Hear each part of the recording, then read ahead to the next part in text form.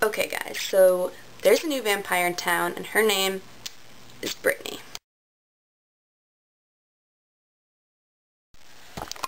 I'm so tired. I'm gonna go to... No, I have to do a Spider Monkey video. Oh, okay. So I'm just gonna get on with the questions and challenges this week because I'm tired. I really am. This has been a really long month, and this week's been really long. And I get out for Christmas break Friday. And this week's like inching by, but we had a 2-hour delay today because of snow. Our superintendent wouldn't know a freaking snow day if it bit him in the butt. So the question was, I have to check who it was from. I'll mention you in the end of this video when I get that. The question was, if the Cullens could eat, what would their favorite foods be? Actually, and before I get onto this is probably by far the best challenges and questions that I've ever gotten, and they're so creative, and I love thinking of it's like thinking outside the box. It's like making up your own stuff and being really creative. So I'm pretty sure it was black and white scarf or something like that. Let me just check on that because I don't want to say your name wrong. So thanks for that. That was really, really cool. So if the Cullens ate, what would their favorite foods be? Emmett would like macaroni and cheese. You know, that's my favorite food, and it's kind of random. And Emmett's kind of random. Rosalie would be really anorexic. She wouldn't eat. I'm just kidding. She'd like these extravagant dinners and mashed potatoes and turkey and whatnot. Carlisle would like hamburgers and hot dogs and like your basic American barbecue things on the 4th of July. Renesmee is a cupcake addict. Any kind of cupcake. If it has frosting and if it's a cake in a cup form, she'll eat it. Bella likes Pop-Tarts, and she always ate that when she was human. I like Pop-Tarts myself. I'm a Pop-Tart addict myself, too. Edward likes tater tots. Just because I was watching Napoleon Dynamite the other day, and I was like, give me your tots. Esme likes pancakes because Esme's so random, and pancakes are like really random, too. You know, just like pancakes, it's like, oh, random. I do that to people. I'll just be like, pancakes. Don't ask. Jasper would like lobster. I don't know, I can kind of picture, because like, I know he fought in the Civil War and the Revolutionary War was like with the red coats and like the lobster backs. I can always picture him like wearing like a red uniform. And Alice would like salad because she's petite and salad's petite, so yeah, that was just really random. I was just like naming foods off the top of my head. I wouldn't really know. I'm not trying to like match food with personalities because that's really just how. It's like if you're bubbly, you like bubble gum. It just doesn't happen like that. So that was that. And the challenge was, this was really fun. Invent a new vampire to meet the Cullens, include their entire history. So this is going to be a really long story, so bear with me. And you have to say how they met the Cullens and like what their history is. Okay, so the year is 1955, okay, and this vampire, she's 15 years old, her name's Brittany, and she is an American student who is going to Italy with her class to study ancient cultures. While in Italy, she goes to a city called Volterra. So after seeing all these castles and everything for a day, she goes to sit in this fountain in a square. Not in the fountain, but like on the ledge of the fountain.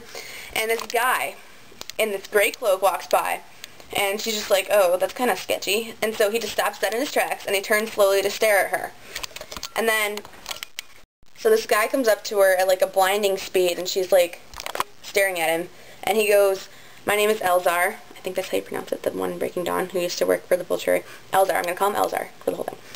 So he goes, my name is Elzar, I'm here, do you want to see a private tour of the castle? And she's like, she was really creeped out because his eyes were like a crimson color, and he was like the most beautiful person she's ever seen. So she just nodded like an idiot because she didn't know what to do, and she kind of felt like hypnotized.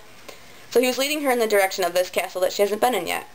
And they walk inside, she's like, okay, this is a good sign, maybe I won't get raped or something.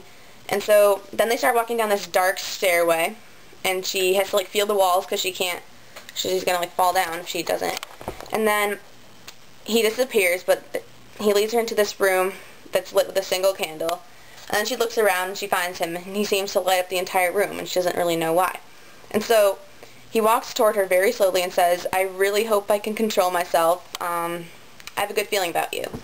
So she's scared stiff, and then he leans down to her like he's going to kiss her, and then, you know the rest. She's writhing in pain for 3 days, screaming and thrashing. Then, 3 days later, she kind of revives, and she's like, oh, I'm alive. And then, this man named Elzar explained everything, that she was a vampire, that he can sense her ability, in which is persuasion, and she can get inside other people's minds and make her thoughts their own, like, their thoughts her own. And, so then he brought her up to, like, the top of the castle, and she met these people named Arrow, Caius, Marcus, Jane, Felix, Alec, and all those people. And Arrow was like, he wanted Brittany to work with him, and these people named Alec, Jane, and Brittany were an unstoppable force of nature, and the Volturi basically dominated everybody with Brittany at their side. And so they were all like taking over and defeating everyone and taking out their whips and whatever.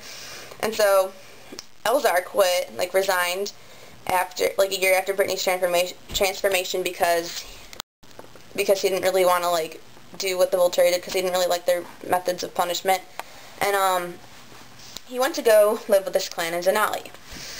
So one day, I'm trying to think, because I'm, like, making this up on the spot. So one day, Brittany overheard Caius and Arrow talking about how Arrow was going to destroy her because she was so much more powerful than him. So with fear of being destroyed, she quickly resigned and then left the country and kind of ran down to South America, where she ran to the Amazon Coven with name of Zafrina and Sana and Kashuri. So she hung out with the Amazon Coven for a while, but she was with the Volturi for like 22 years. And the Amazon Coven she stayed with for about 7 years, and then they got this, in 2008, they got this announcement, like word travels around kind of thing in the vampire world, that this Olympic Coven needed them to witness for them. So the 3 Amazon people went up, like, witness against the Volturi. So they went up to Forks, Washington, but Brittany stayed behind, fearing that Arrow would destroy her. So she just stayed there for a couple months waiting to hear the news, and then they all came back and told her about how the Volturi got defeated and ran away, and they told her of Renesmee. And so Brittany felt really guilty for not being able to help them when she could have used her gift to, like, you know, help people.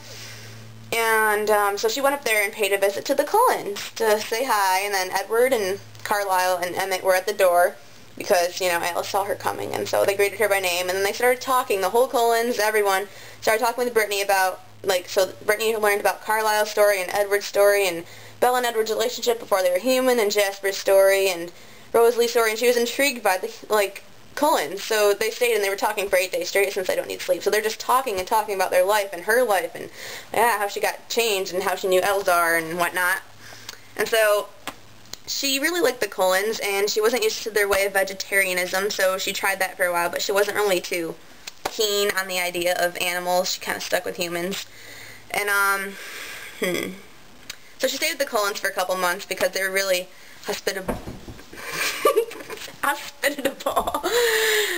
They were very nice and welcoming.